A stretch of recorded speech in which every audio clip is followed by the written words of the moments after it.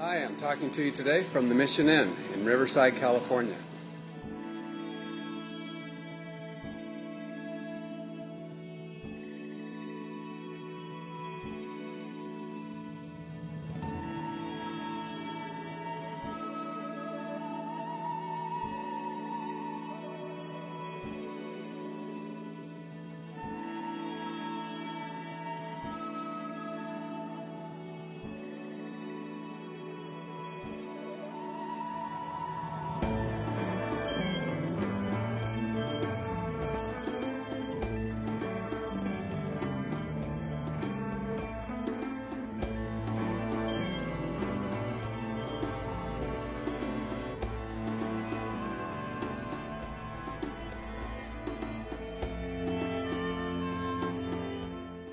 Here's an example of the conservation treatment process.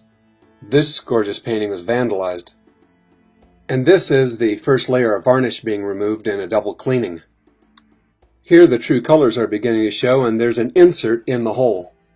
After in paint and varnish, this is the final look.